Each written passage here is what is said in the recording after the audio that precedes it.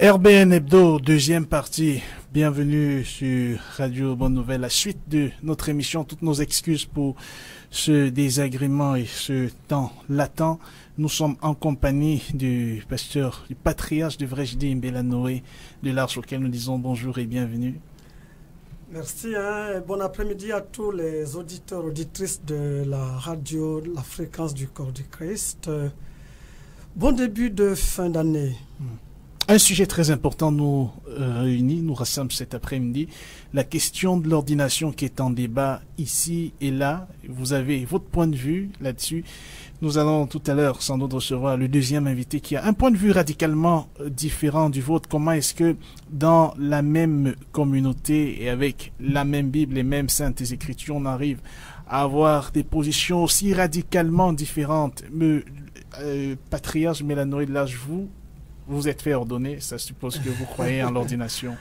Je ne me suis pas fait ordonner, j'ai été ordonné pasteur, j'ai été ordonné ministre de l'Évangile. Quand on se fait ordonner, c'est suggestif, ça veut dire qu'il y a déjà quelque chose qui ne va pas. On ne se fait pas ordonner.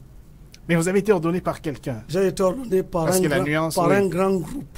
Par un grand groupe. Oui. Enfin, celui qui avait eu l'initiative, ce qu'on appelle verser. Pour une ordination ne se prend pas par celui qui veut se faire ordonner, comme c'est ce qui se fait de façon marchande aujourd'hui. On ne s'assoit pas et on fait une économie de 3 millions de francs et puis on fait des billets d'invitation et on prépare une enveloppe de 500 000 francs. Et on va vers un collège de pasteurs pour dire venez m'ordonner. Et là, votre ordination, comment est-ce qu'elle s'est passée?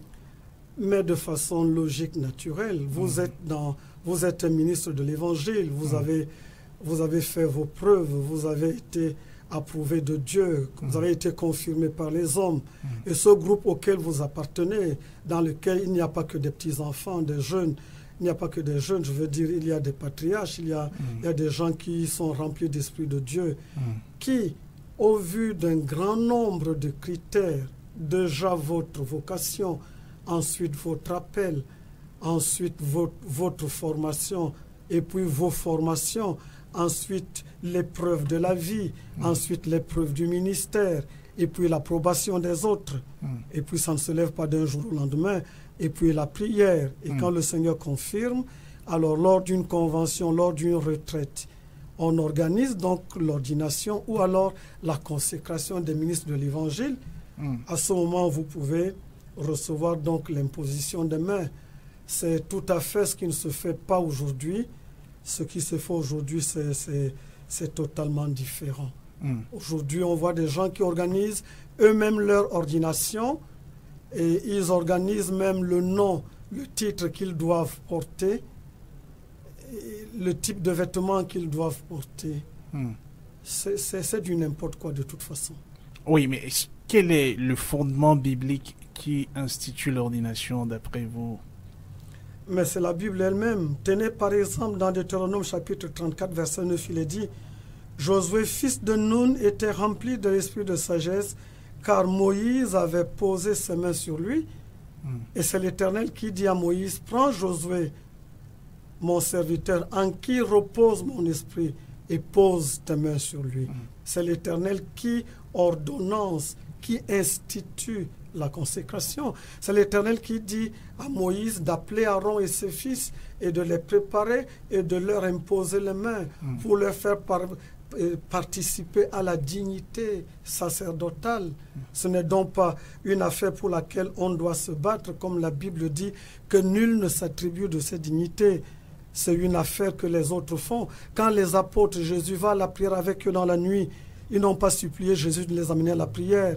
C'est Jésus qui les amène à la prière et puis au bout de la prière de Jésus pendant toute la nuit, il prie pour eux, il leur impose la main et leur donne le nom d'apôtre. Quand dans Jean, quand dans l'Écriture, hein, Jésus, non, je parle du cas des apôtres. Saul de Tarse, là je crois qu'on est dans Actes chapitre 13. Tout à fait. Ils reçoivent l'imposition des mains de l'Assemblée, ce n'est pas eux qui ont demandé. Ils n'ont payé de l'argent à personne pour cela. L'Esprit de Dieu a parlé et les serviteurs de Dieu ont obéi. Ils ont imposé les mains aux missionnaires et les missionnaires sont allés dans le champ de mission. Je rappelle pour ceux qui ne vous connaissent que de façon nominale, et peut-être vous ne le dites pas par modestie, je vous comprends, je vous connais dans ce registre. Celui de qui vous avez reçu l'imposition des mains, c'est le feu apôtre Obaké qui est Oui, j'ai été ordonné pasteur par le feu apôtre Samuel Njia Oubaker avec la grande classe Yetna Michel, Jean-Josué Podban et tout ce que vous pouvez imaginer autour d'eux. Très bien, ça veut dire que vous appartenez à la première, la deuxième génération du réveil au Cameroun. Oui, dans cette classe-là. Très bien. Alors, nous avons avec nous notre deuxième invité qui arrive avec un retard qui s'explique par les nombreux bouchons qui jonchent la route en ces fins d'année. Bonjour et bienvenue, pasteur Élie Bertrand Tchabda. Bonjour à mon père qui est en studio. Bonjour à tous les auditeurs de Bonne Nouvelle. Bonjour et bienvenue. Amen.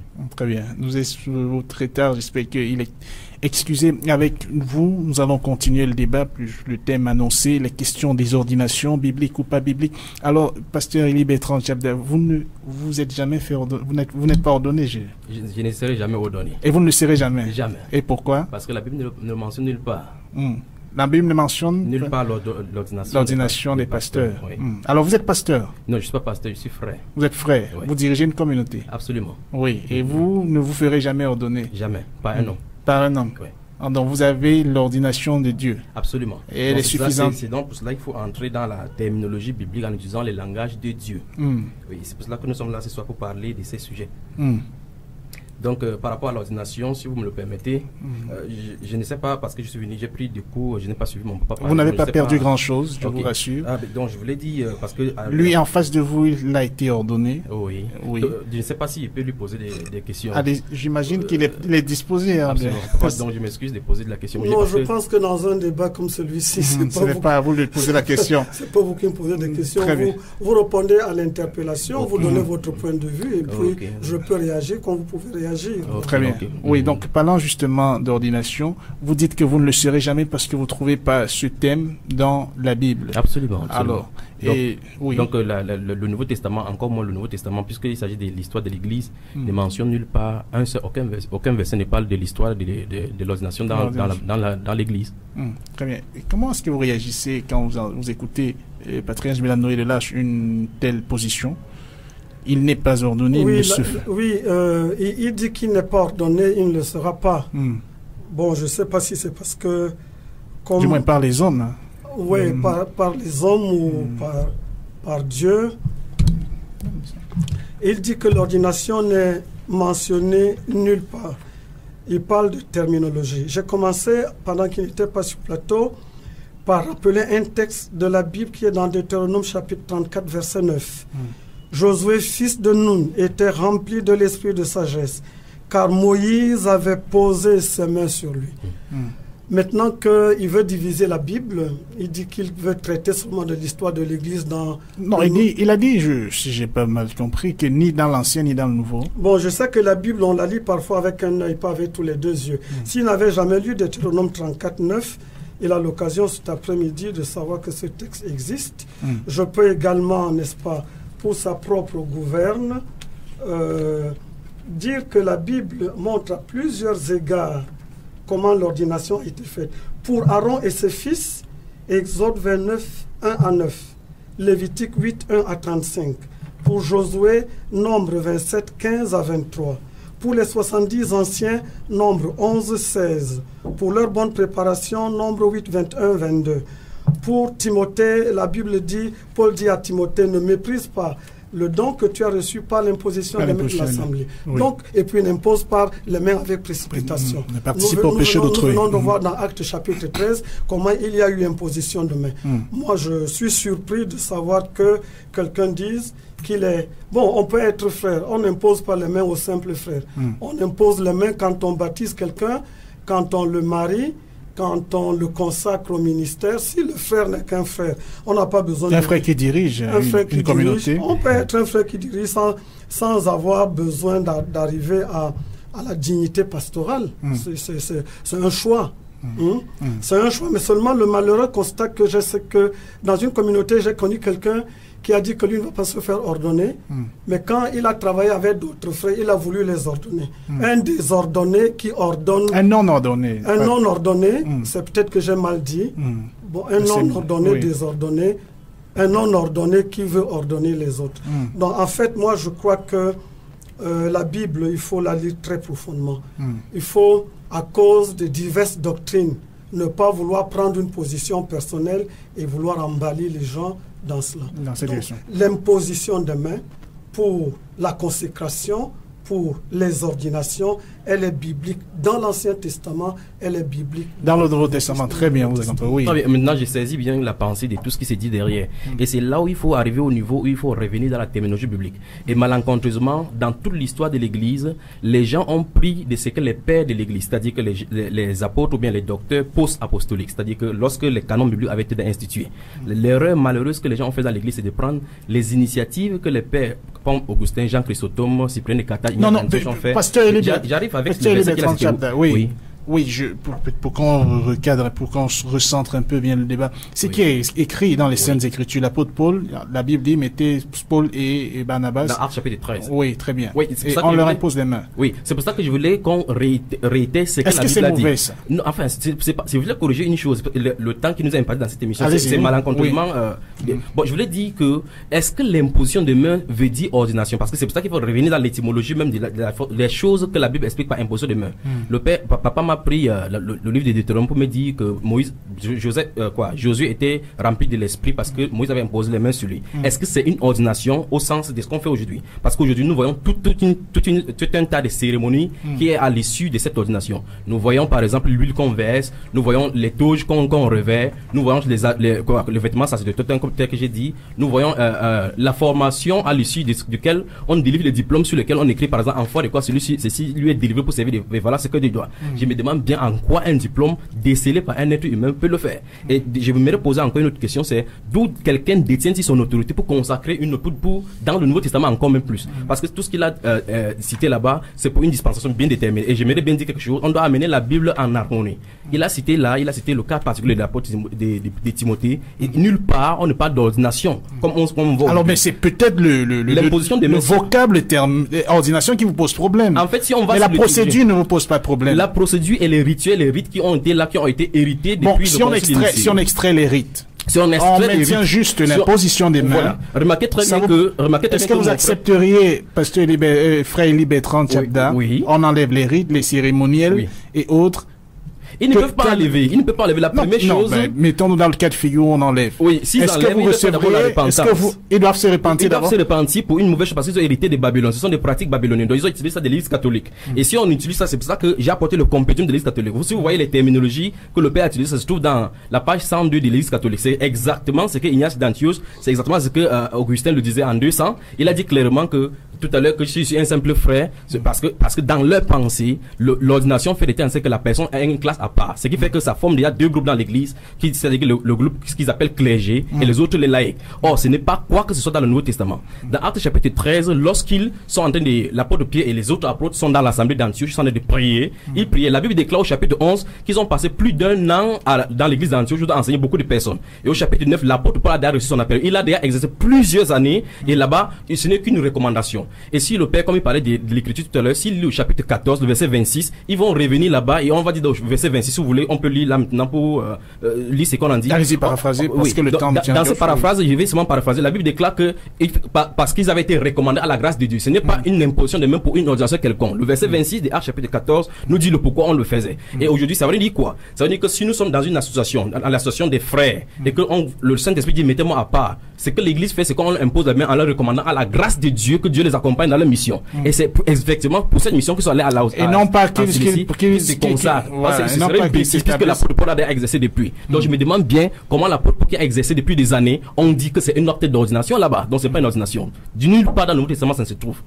Très bien. Donc, ce qui fait, à titre personnel, je n'ai rien de personnel avec vous, que vous ne recevriez pour aucune raison l'imposition des mains de qui que ce soit. Et je ne peux pas conseiller. C'est pour ça que je suis venu, vous m'avez invité, je suis venu pour dire à ces pasteurs qu'il faut qu'ils se répandent parce qu'ils ont ajouté des choses qui ne sont pas de la Bible. Par exemple, j'aimerais bien que le père qui ici m'explique d'où viennent les toges, d'où viennent les habits, l'huile qu'on verse sur quelqu'un dans le Nouveau Testament. Très bien.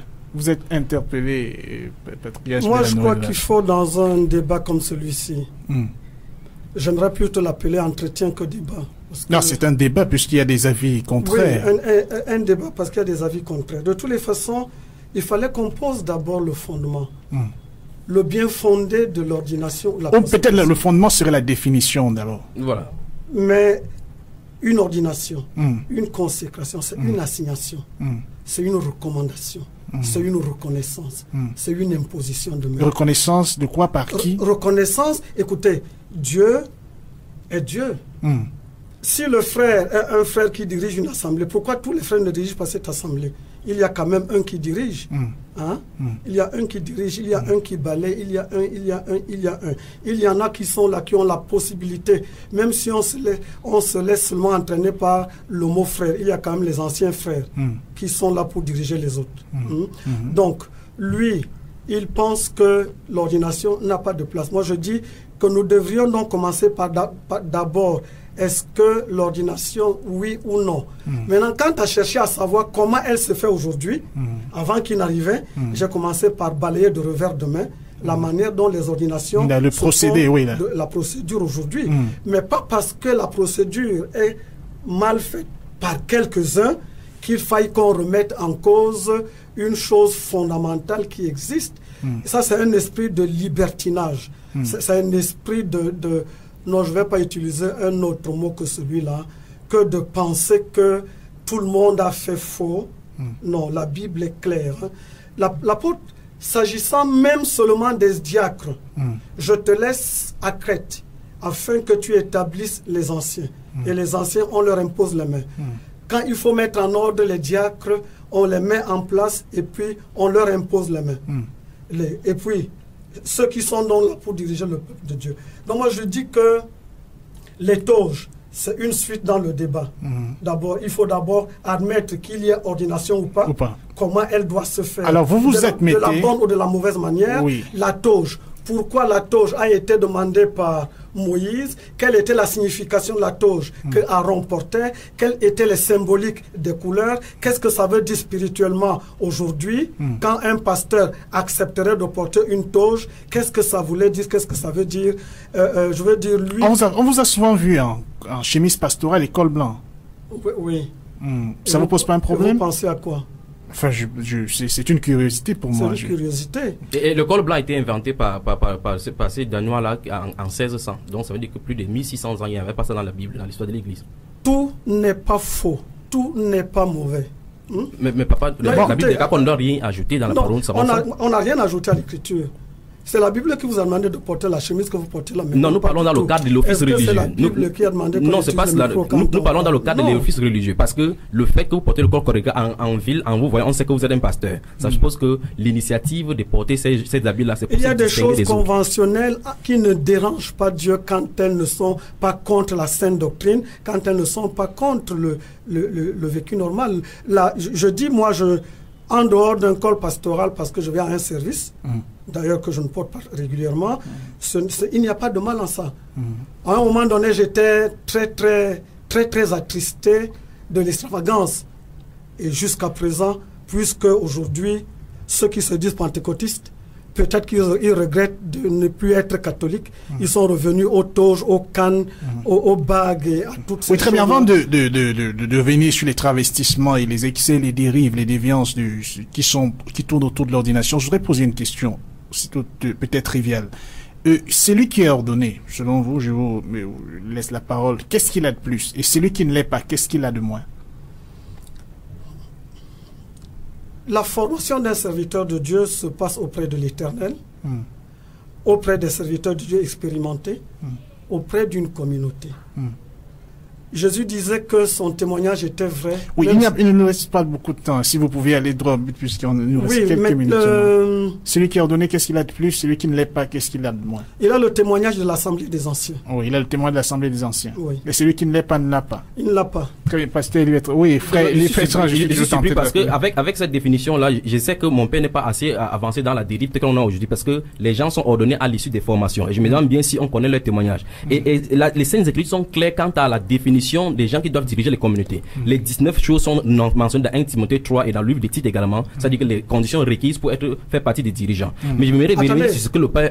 Les 19 choses pour... C'est mentionné pour les conditions pour être élevé, par exemple. Pour aboutir à aspirer à la chair d'évêque, par exemple, dans 1 Timothée chapitre 3, dans Tite au chapitre 1. Oui. Il a dit qu'il doit être irréprochable, Marie. On n'ignore pas ça. Non, je ai dit, c'est pas pour. Je ai dit que on bafoue cela aujourd'hui et on prend des gens par suite, puisque quelqu'un fréquent, on ne sait pas ce qu'il est. Et il y a des gens qu'on a ordonnés à Bonanjo partout, même par des gens qui ne le connaissent pas. C'est exactement ce que ça nous dit. Mais je voulais. Nous souffrons de ça, mais ça ne remet pas fondamentalement. C'est pour cela que je prenais cela pour revenir sur ce que papa dit, qu'il faut qu'on aille à la base. J'aimerais dire que c'est la version King James, la version anglaise King James qui met to ordain dans Tite chapitre 1 verset 5. Nulle part ce n'est pas mentionné comme ça. Et si vous regardez le mot grec qui est écrit là-bas, ce n'est pas ordain. Lorsque le Père cite les Écritures, par exemple dans Tite chapitre 1, il utilise effectivement le verbe qui est écrit là-bas, établi. Et maintenant si nous lisons Jean chapitre 15 verset 16, lorsque le Seigneur Jésus a dit, ce n'est pas vous qui m'avez choisi, c'est moi qui vous ai choisi, qui vous ai établi. J'aimerais demander comment il a établi les disciples. Dans Marc chapitre 1 verset 14 à 16, la Bible déclare, et au chapitre 3 il dit que après avoir été monté sur la montagne, il a appelé 12 à lui ce qu'il en voulu, et il en établi pour être des apôtres, pour être avec lui. Or nous voyons très bien que c'est le même mot qui sont utilisés là-bas, établi. Et nous voyons que ça n'a pas de manifestation d'aujourd'hui. Très bien, il n'y a pas de mot ordonné. Absolument, c'est pas ordonné. Vous voulez dire que si on me dit qu'on établit les anciens au niveau de la communauté après reconnaissance par exemple de l'assemblée ou bien des apôtres, c'est parce qu'il y a trois désignations. C'est le mot ordination et consécration qui pose problème. Il faut revenir sur la définition étymologique, parce que l'ordination, quand vous parlez d'ordination, si on ne rentre pas dans la sémantique biblique, les gens vont toujours comprendre l'ordination comme telle qu'on en devait aujourd'hui. Donc si papa parle d'ordination, malheureusement le temps qui nous avait été imparti est arrivé à son terme. Je ne sais pas, en fonction de la disponibilité du patriarche, si on pourra l'avoir la semaine prochaine pour achever ce débat, parce que tout de même commencer un autre jour, parce que nous sommes en fin d'année. Oui, beaucoup de programmes, mais je crois que l'ordination, mon vis-à-vis mon fils veut expliquer que ça doit être plutôt l'établissement.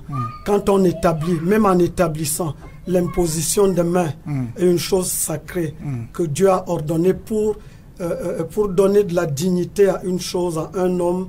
Et je crois qu'on doit continuer à imposer des mains sur des personnes qui sont fidèles, pour des personnes qui sont avérées, et que ce ne soit pas un prétexte pour que cette dignité soit ôtée parce qu'on fait mal. Aujourd'hui, on fait malheureusement, très mal. on ne va pas pouvoir poursuivre l'entretien. Mais on ne peut pas bafouer cela. Voilà, on ne va pas poursuivre l'entretien. Je suis désolé, au sortir de cette émission, je vais seulement indexer encore une fois de plus Radio Bonne Nouvelle que des tels thèmes qui pourraient nous servir à édifier les chrétiens, à enseigner les enfants du Seigneur. On donne 30 minutes, 20 minutes, c'est pas suffisant. Et par la suite, on va mettre la publicité là-bas d'une heure. Je ne suis pas d'accord. Je vais porter cette doléance à la direction des programmes, et je vous assure qu'on espère pouvoir avoir une rallonge de temps. Vous n'êtes pas le premier à faire la remarque. Merci infiniment d'avoir fait le déplacement, surtout en ces moments où les embouteillages rendent le déplacement très, très, très, très compliqué. Merci à vous, de l'autre côté de la maison, chers auditeurs, pour avoir consenti à passer 90 minutes en notre compagnie. Nous espérons, par la grâce du Seigneur, vous revenez la semaine prochaine lorsqu'il sera exactement 12h30. On espère pouvoir prolonger le débat selon la disponibilité de nos invités, et peut-être samedi prochain nous aurons en exclusivité en la deuxième partie de cette émission Monsieur Don Moen. Ce n'est pas un bluff, il sera au Cameroun et nous aurons peut-être l'opportunité de le recevoir ici. On espère, nous sommes en contact avec le comité d'organisation. Merci infiniment à vous d'avoir consenti à passer votre temps, notre compagnie. Très bonne suite de programme, très bonne fin de week-end et à très bientôt. Shalom. radio du ciel, la radio du ciel.